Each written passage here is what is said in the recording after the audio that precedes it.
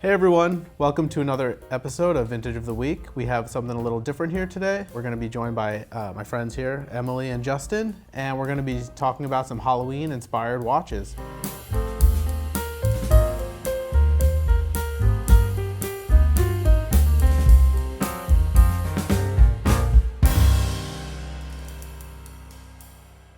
Before we get into it, let's do a quick wrist check. What are you wearing, Emily? Ah, awesome. Today, I'm kind of the light inside the pumpkin. I've got on a really nice all gold day-date. Nice, and the diamonds are really... Yeah, diamonds on the lugs really give it that nice shiny Really nice watch. I don't know how on Halloween theme it is, but if it had a black dial, I would have been there. Yes, but it's nice enough. We give it the pass, though, all right? right? I love it. Thanks. Yeah. And what about you, Justin? So I did get the Halloween memo. I'm wearing one of my favorites. I love the Milgauss, and then the black and orange. You know, just perfect excuse to wear it. I'm not going to pass that up. Yeah. Looks great on you. What do you got on today? And I've got on the Tudor Sub Snowflake with a nice ghost bezel, so sticking with the theme, ghost. Yeah. That bezel's awesome. This one kind of reminds me of Casper. Yeah. I love the Tudor too. Friendliest. A little bit different, you know, still has that vintage Rolex vibe, but you know, it's kind of refreshing to see a Tudor in there sometimes. is. Yeah. We got some great watches today, right? We're talking about things that are all Halloween themed, so we got ghost bezels and all kinds of stuff. Brendan, you want to start us out with our first watch? Yeah, so let's kick it off here. So what's more Halloween than black and orange? So I think that, the first watch that comes to mind besides, Milgauss, is the Explorer II, like the 1655 over here. The black dial, the orange 24-hour hand. Screams Halloween. Yeah, exactly. And the lume on it too, the nice pale yellow lume, kind of plays into the whole thing. I love this as like a Halloween choice. That is iconic. It's so good, that matte dial with the orange, and then like you said, it has that kind of like creamy color on the lume. Similar to the Milgauss, where it's like, I don't need an excuse to wear this watch, but it ticks all the Halloween boxes, and I love it. I mean, it's so good for Halloween, and just on its own, it's such a good vintage watch that it's a winner for sure. Oh yeah. It's got the straight hand too, so it is the first, the Mark I, so it's really nice. And like you said, you don't need an excuse to wear it, but if you do have one, you might as well wear one. Yeah, absolutely. I'd definitely take that out on the 31st. This would probably be one of my first choices for really going into the Halloween theme. I think it has that kind of iconic vintage feel, but still just so beautiful and wearable.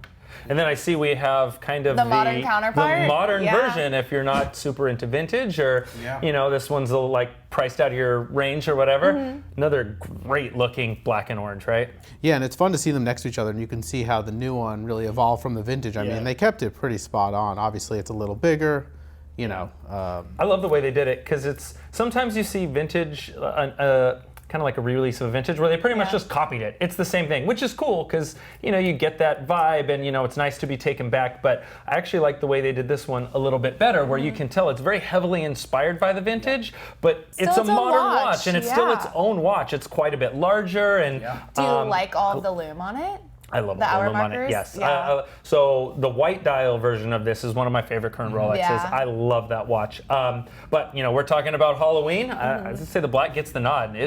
It's really a nice Halloween There's piece. not a ton of black and orange accent watches. There's a lot more than I thought, especially kind of in preparation for Halloween. I do love the Milgauss from a modern perspective. There's a really great Omega Speedmaster kind of racing chronograph that I've become very familiar with the orange lately. accents? Yeah, that one's really awesome. So these are a great example. There's definitely a lot more that we could have brought in, but I think he did a great job kind of bringing in that sort of vintage and modern look here. Yeah, absolutely. So we've done orange and black, very quintessential Halloween, but we've got to get to the pumpkin patina, one of my favorites. What'd you bring today? Yeah, so for the next kind of category, we have pumpkin patina. I know that can be a kind of a subjective term. Sure. If you look at these... What does it mean exactly? So pumpkin patina, we're referring to the lume plots and how they aged over the years. These have really aged to a striking kind of like darkish yellow color, depending on the light. Some would call it pumpkin, some would call it squash. Okay. Sure. The inside of a pumpkin at the very Yeah, exactly. And pumpkins do come in a lot of different colors. So I think this kind of covers it. And a lot of, the descriptors we use on things like patina, are they're a little bit liberal. We talk about cream and honey and pumpkin, so Creme brulee it's not at times. exactly, it doesn't have to be 100% literal, but I definitely get the pumpkin vibe. It definitely has a little more yellow-orange feel to it than some of the other ones that are a little more like creamy or white colors. So, and it's a gorgeous patina, right? To me, one of my favorite parts of vintage watches. It's kind of that telltale sign that you've got some age on you, and you, meaning the watch. But this one, especially once it's evenly aged, nothing better, truly. I agree. Yeah, it's really nice how the hand and the dial loom, they all really age similarly. And, you know, it just really pops against the black bezel, against the black dial. And really against the white of the printing. True. So I love that on the patina where you can see the white and so there's what it used to be. Yes, when you see that stark white up against it, you can really appreciate how far that patina has gone over the years. I love it. Even sometimes if you're lucky, the date window will also kind of add to that sort of patina look. Yeah, sometimes they get a little darker. This one, you know, has the silver date window, which is a nice touch too. But overall nice, you know, really cool watch and perfect for Halloween. I could definitely see it on Halloween. Very cool. All right, so we've covered orange and black. We've covered the pumpkin patina. We're going to still stay in this Halloween theme. So we've got ghost bezels. What exactly are ghost bezels? So when we say ghost bezel, we're talking about the bezel and it's fading. You know, it's not exclusive to Rolex. It's basically any kind of, you know, any watch that the bezel has faded. Sure. And, you know, this bezel right here on the 5513, it started out jet black, kind of like the 1680 next to it. And over the years, because of natural exposure and the sunlight, and who knows exactly why, but it's faded to this really beautiful light grayish color. And the degrees of fading can vary on different watches. This one has that kind of really nice even fade, and we would just call it a ghost bezel, kind of similar to the one I'm wearing. And this has kind of a bluish tint because it was blue, and that's more gray because it was black. It's really nice. And the ghost bezel is, you know, it's kind of more tied into Halloween because of the name, right? It's it's named after the ghost. But it's just a gorgeous looking watch, right? I mean, let's just take a moment to appreciate ghost bezels. And they're kind of like the patina where they're all different. Some of them, like you said, can turn more blue, which is really nice because, you know, they started out black and it's something that's different and you don't see. Two bezels for the price of one. Some of them are really faded out. To me, this is kind of almost the perfect ghost bezel for me. I appreciate it here a little bit more than when it's so light that, you know, it's just really light. You can't see the numbers. I think personally, I like a little bit more more color retained in there. So this is a great example of a gorgeous watch and a gorgeous ghost bezel. The desirable imperfections, right? I think that's such a fun category with vintage collecting as a whole that I'm learning, especially kind of being that newbie watch, you know, fan. But I love seeing a ghost bezel. It's really fun how they do vary from watch to watch. And even again, very similarly to the patina, when it's even, it kind of just adds to the character of the watch as a whole. Absolutely. You literally get a second life with its own identity, right? I agree, and everyone's always looking for that unique piece, and with the vintage and with the different patinas, you know, they really are, they may look alike, but if you look really closely, they are going to be a little different. Big fan, big fan. So we talked about with the ghost bezels, desirable imperfections, right? I love that. I think it's a great way to put it, and it brings me to our last watch, right? We have another one of those in that category. What do we have for our last piece? Great understanding of a spider dial. So please educate me, educate the fans. What exactly is a spider dial? So a spider dial refers to the top layer of the dial where it's like the gloss is cracked. So it kind of looks like a spider web. Again, this is similar to the ghost bezel. This can be seen as an imperfection. Technically, I guess it is an imperfection because it shouldn't have cracked. But some people like the way it looks, some people don't like the way it looks. It adds to the uniqueness. Exactly, it makes the watch unique and it gives it a kind of an interesting look. And it's not for everyone, but I think when you see the right one, it's kind of cool. And definitely on Halloween. It's a good, the spider, it does, it kind of looks like a spider web on that. I mean, I know it's an imperfection over it. It was never meant to crack like that, right? What causes the cracking on a dial like that? That's a good question. We never kind of know how it could be light or who knows the humidity, temperature, humidity. I mean, it could be anything, right? That one's great. Yeah, we do see it with kind of, you know, different, you know, similar watches of similar age, like these like mid to late 80s glossy dial with the white gold surrounds. You see it. One thing I kind of like about the spider dial, which is different from all the other watches on here, is it's subtle.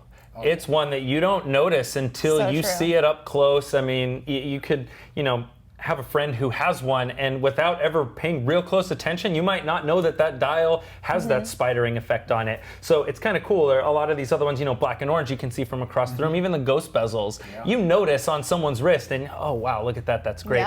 The spider dial, it's kind of like that extra little surprise when, you know, you're like, oh man, that's like a really nice vintage piece. Then you look at it and you get up close and you see that it's got the spider dial. It's even more unique. It's just another thing. I kind of like that. I appreciate the fact that it's like a little more subtle of a characteristic. Subtle spider dial surprise. I kind of like it. All right, so in the name of Halloween, I gotta know, if you guys were able to wear one for the holiday season, which one would it be? Only one. It's a tough It's a tough question. Might have to do 2, 1 for each wrist. That's true. Well, then which two, Brandon? Just one. I'll just go with one. Which one? Ladies first. Really? Oh man, you're putting me on the spot immediately. Okay, look, I have an affinity for the 1655. I really do. But I feel like orange and black is a little too expected, on the nose for me. I would probably do the pumpkin patina on the 1680. Okay. I think it's pretty fun. Again, I'm kind of a fan of that like subtle pop where it still feels vintage, but it's also kind of carries its own sort of weight. So I'd go with the 1680. So it's a good choice. What about you, Justin? Nice watch. These are always so difficult. I know. I would go with the 1655. Okay. I love that watch.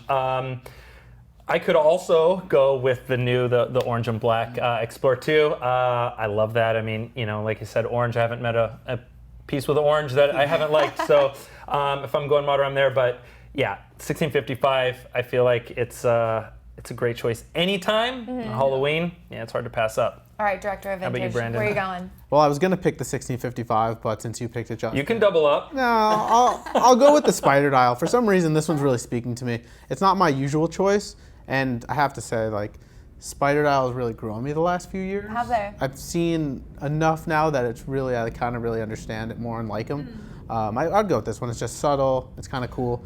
And, it's like if you're bored, you can just kind of look at it in the light and, just kind of get mesmerized with it. I'm kind of in the same boat. They've grown on me. I wasn't really a fan. They've kind of slowly won me over. And like you said with this one's really nice. Yeah, I mean, they're all unique, right? But this one's just something about it. It's uniform, but not too uniform, and subtle, but not too subtle. It's a great example of a spider dial. You know on that one for sure. Oh yeah, absolutely. So we all picked what we would wear on Halloween. We want to know in the comments, what would you pick? And if we missed something, if there's another Halloween inspired watch out there that you think we should have covered or you want to just tell us about, just let us know in the comments. Well, Emily and Justin, it was a pleasure having you. Thanks for joining me, and I always love to chat watches with you guys. Please. Yeah, really fun. Great selection today. Yeah, this is a fun one. Yeah, so let's do it again soon. Yeah, absolutely. And thank you everyone for joining us, and we'll see you next time. Take it easy.